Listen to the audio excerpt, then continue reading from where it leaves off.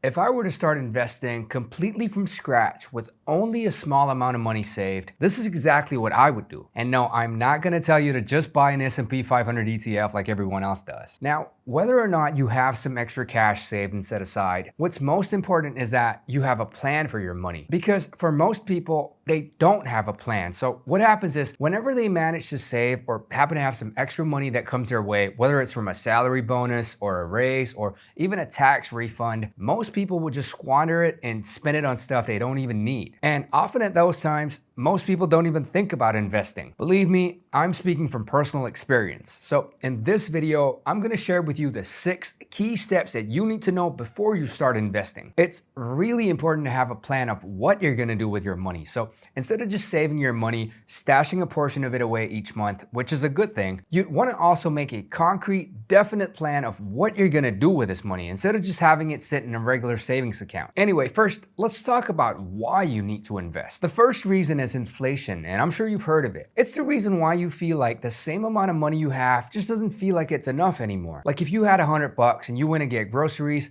you'd probably be able to get far more stuff 5 years ago compared to what you can get now. And I personally feel that this has gotten worse, especially since after COVID. Like things have started to feel really expensive. So this is the first reason why we should all be investing our money, because if you just left it sitting in the bank, which is what most people do, then your money is literally being eaten away by inflation. Now, the second, and I think an even more important reason for you to start investing is it simply helps to prevent any sort of reckless spending. Imagine this. If you somehow had $5,000 saved and you see an ad for a vacation getaway or a fancy new robot vacuum cleaner that you've been eyeing for months, whatever it might be, right? These sorts of temptations would be everywhere in all the marketing messages that we're exposed to. So if you had that money just sitting around in the bank, it's easy to think maybe you deserve to treat yourself and spend it on something nice for yourself, which, like it or not, will end up eventually sabotaging your effort in saving that money in the first place. But now, compare that to if you had invested the same amount of money.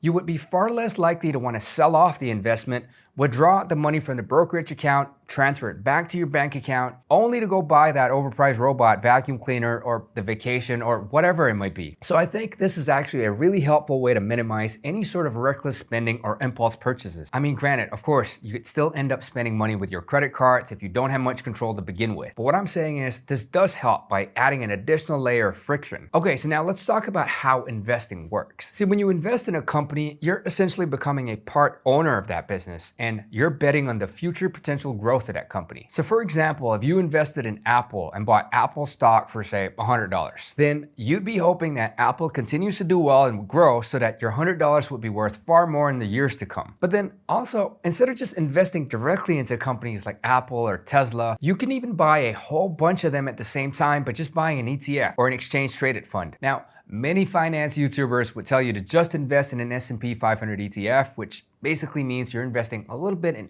all of the 500 biggest companies in America. And that's good advice because it's relatively safe and stable, and you don't have to actively do a whole lot of research or manage your own investment portfolio. However, I personally feel that such generic advice isn't the most optimal if you want to get the best potential returns, especially if you're still relatively young, like if you're in your 20s or 30s, because let's be realistic with the expectations. Investing is not likely going to make you rich, at least not in the beginning. Let's say, for example, if you had $5,000 saved and you want to start investing, and then on top of that, you're able to still commit to save an additional $500 a month every single month. Now, if you did that for 10 whole years, at the end of it, you'd have a grand total of $97,000. Now that's no chump change, it is a significant sum of money, but after a whole 10 years, only to have $97,000, it doesn't feel like a whole lot. And even if you invest it for 20 years, you'd have a little under $300,000 by the end of it, after 2 whole decades. So while investing is really important, it's also important for us to adjust our mindset and our expectations that investing isn't gonna magically make you become rich overnight. But this doesn't mean that we shouldn't even bother to invest at all. I just think that there are some better ways to optimize our approach to investing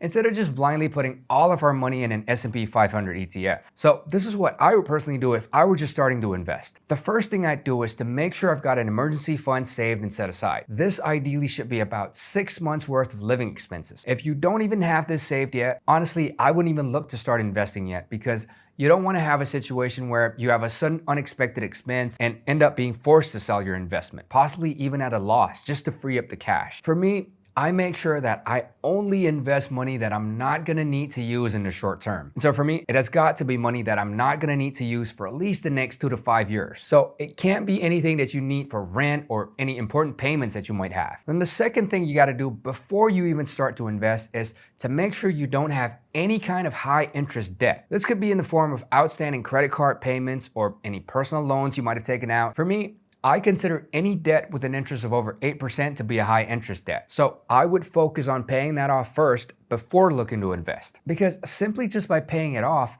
you're getting a guaranteed 8% return on your money in the form of interest that you no longer have to pay. Okay, so now that we have that out the way, here's how I'd allocate my investment portfolio if I were to start investing today. Like I said earlier, many of these finance YouTubers would tell you to just invest in an S&P 500 ETF, and that's good advice for most people, but for me personally, I like to structure my investment portfolio to be slightly more aggressive so that I could have a better potential upside. So here's how I'd structure my portfolio. I'd allocate a big chunk, around 40%, to a more aggressive, higher growth ETF, such as QQQM, which is basically the NASDAQ, or the top tech companies in the US. Then I'd allocate 25% to global emerging markets outside of the US, like in Asia, through ETFs like VWO or INDY. Then I'd put 15% of my money in small cap growth companies, as these companies have more room to grow by 10x as compared to the trillion-dollar giants that make up most of the S&P 500. So I would do this through ETFs like VB or IWO. And then I'd also leave about 10% to be invested in ETFs linked to AI and AI infrastructure, such as the ARTY.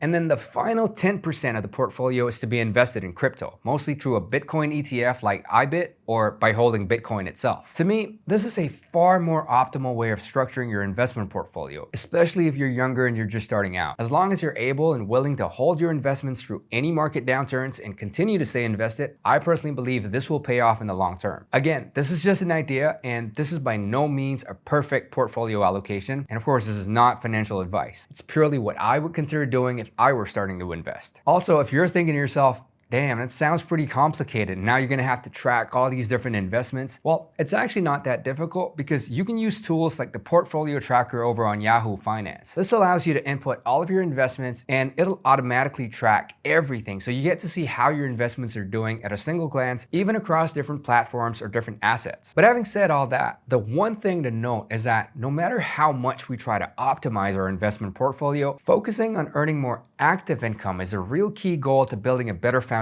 towards building your wealth. So if you're looking for ways to make additional money for you to be able to start investing with, make sure to check out this video right here to see how you can go from zero to your first $100,000. I hope you guys enjoyed this video. If you did, please drop a like and subscribe if you haven't already. For now, thanks so much for watching, and I'll see you in the next one.